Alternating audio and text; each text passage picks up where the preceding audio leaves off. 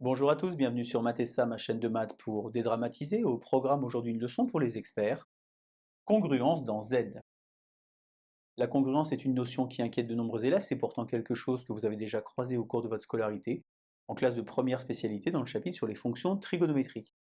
Lorsque vous placiez par exemple 7π sur 3 et π sur 3 sur le cercle trigonométrique, eh bien ces deux nombres étaient dans la même position. On disait alors que 7π sur 3 était congru à π sur 3 modulo 2π, c'est-à-dire finalement un nombre de tours près. Je vous insère le lien vers la vidéo qui traite de ce point si vous voulez vous entraîner sur la congruence avec les fonctions trigonométriques. On va s'intéresser nous aujourd'hui à la congruence mais en arithmétique. On a donc n qui appartient à n étoiles, a qui appartient à z et b qui appartient à z.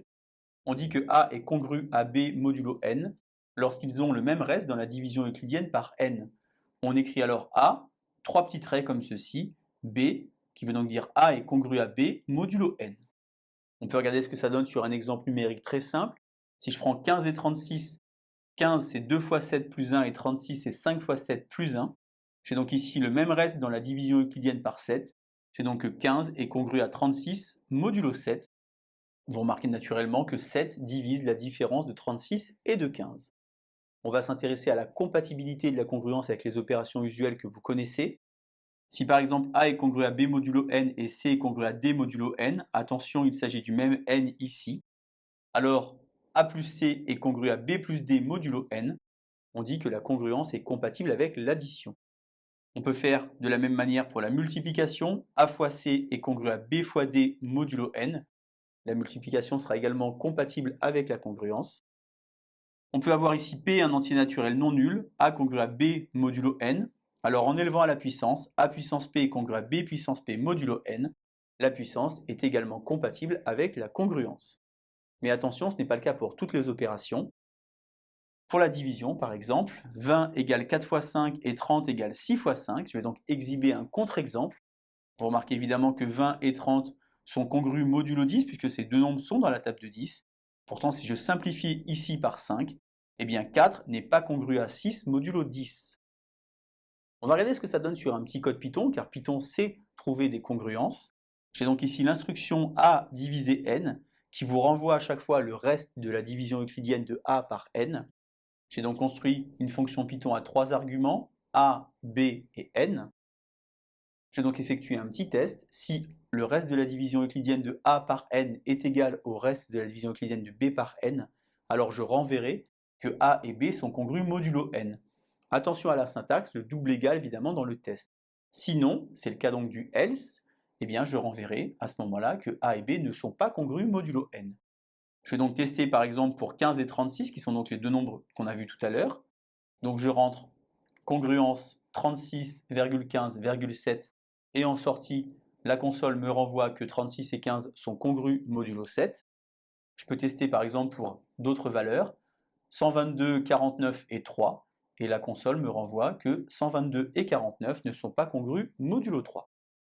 C'est maintenant à vous de jouer, vous allez mettre la vidéo en pause. J'ai donc préparé pour vous ici deux exercices qui vont utiliser la compatibilité des opérations avec la congruence. Je vous invite donc à faire ces exercices et on se retrouve juste après pour les résultats. Alors premier exercice, donner le reste de la division euclidienne de 23 puissance 36 par 7. Évidemment, on ne va pas calculer 23 puissance 36 puis après faire la division. On va utiliser nos connaissances qu'on vient de voir ici. D'abord en termes de division euclidienne, 23 c'est 3 fois 7 plus 2. J'ai donc que 23 est congru à 2 modulo 7. Alors on utilise toujours la même technique. Maintenant qu'on a trouvé ce 2 ici, on va donc regarder les premières puissances de 2. 2 puissance 1 ça fait 2. 2 puissance 2 ça fait 4. Et 2 puissance 3 ça fait 8. Ça veut donc dire que 2 puissance 3 est congru à 1 modulo 7, car 8 finalement c'est 1 fois 7 plus 1, et le reste dans la division euclidienne est donc ici 1. Je vais donc utiliser la compatibilité avec la puissance, prendre ici à cet endroit-là et élever à la puissance 3. 23 au cube est donc congru à 2 au cube modulo 7, finalement à 1 modulo 7. Ensuite, pour passer de 23 au cube à 23 puissance 36, eh bien j'utilise mes connaissances sur les puissances. 36 c'est 3 fois 12, 23 puissance 36 c'est donc 23 au cube puissance 12, 1 puissance 12 ça fait 1, et j'obtiens donc que 23 puissance 36 est congru à 1 modulo 7. Si vous n'aviez pas réussi à faire ce premier exercice, vous remettez la vidéo en pause et vous tentez maintenant de faire l'exercice numéro 2.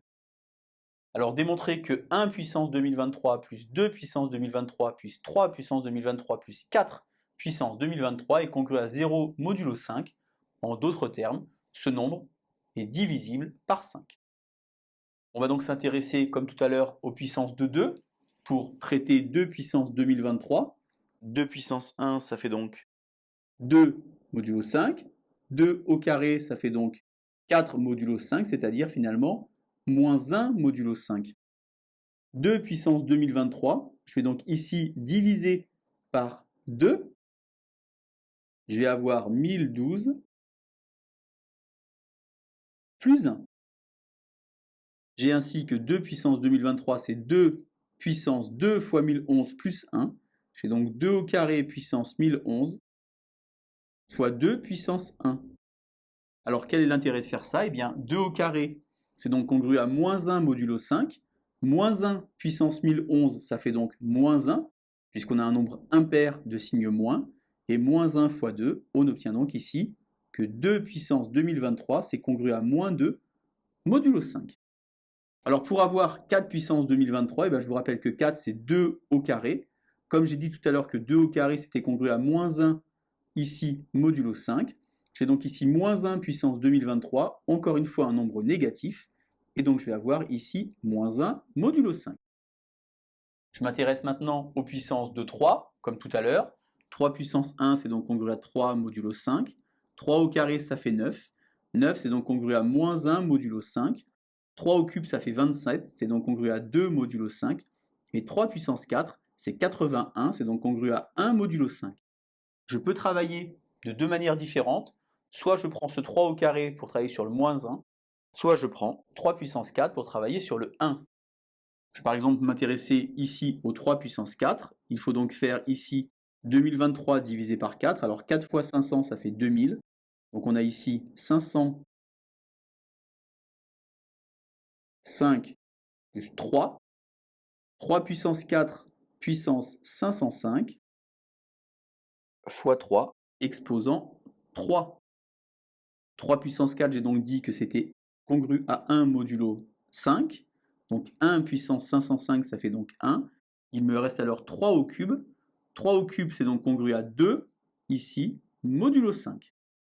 Au final, qu'est-ce que je vais avoir? Alors, je n'ai pas traité le cas de 1 puissance 2023 puisque ça fait naturellement 1. Je vais avoir ici 1. Ici, pour le résultat tout à l'heure, moins 2. Ici, pour le résultat de 4 puissance 2023, moins 1. Et enfin, pour le 3 puissance 2023, plus 2. Finalement, 1, moins 2, plus 2, moins 1. J'obtiens que ce nombre est congru à 0 modulo 5. Voilà donc la congruence dans Z avec deux petits exercices de base pour bien comprendre comment ça fonctionne. Je vous laisse vous entraîner et je vous dis à bientôt sur Matessa. Bonne journée!